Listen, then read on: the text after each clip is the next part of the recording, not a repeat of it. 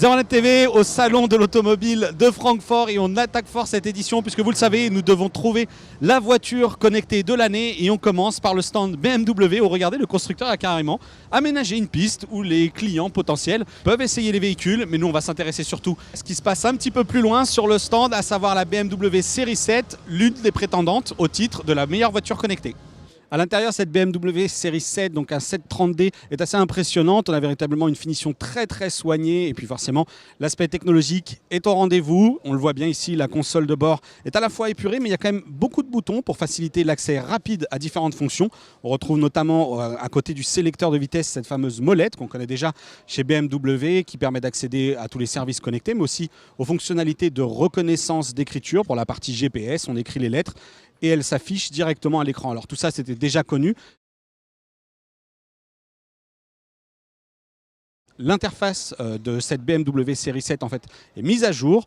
On le voit, c'est assez subtil. Parmi les fonctions originales intégrées dans cette BMW Série 7, il y a notamment un capteur, un détecteur de mouvement, a priori ici installé dans le plafonnier qui va permettre différentes fonctions pour interagir avec le système intégré. En l'occurrence, on peut présenter deux doigts devant ce capteur et y associer différentes fonctions comme éteindre l'écran, changer de station de radio. Il y aura aussi un mouvement qui permettra de répondre à un appel téléphonique ou de raccrocher et un autre encore un peu plus amusant qui permet de monter ou de réduire le volume simplement en faisant le geste de la molette, encore une fois, devant le capteur.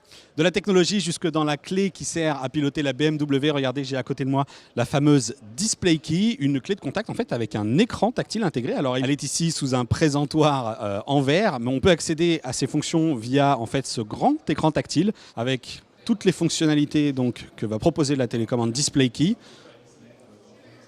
Je déverrouille cette télécommande. On le voit, la possibilité de contrôler si on a bien fermé son véhicule, éteint ses phares, le niveau de carburant restant avec l'autonomie estimée, la possibilité de déclencher la climatisation, et je le parlais tout à l'heure des technologies d'aide à la conduite.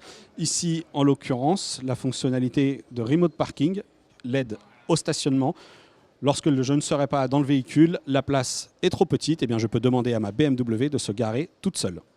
Et sur le stand de BMW, on rebondit de série 7 en série 7. Ici, nous sommes devant une 750 version longue, la plus impressionnante probablement de toutes les séries 7, puisque à l'intérieur du véhicule, on va carrément retrouver la classe affaires, c'est-à-dire un dossier inclinable pour le passager arrière et un impressionnant dispositif qui permet même d'avancer le siège avant côté passager, puis dans une mécanique d'abaisser la tablette et de déclencher un système de repose-pied, c'est tout simplement incroyable. Sur le pavillon, autre dispositif, l'intégration de 15 000 petits réflecteurs lumineux qui, par un système d'éclairage à LED, simulent un ciel étoilé.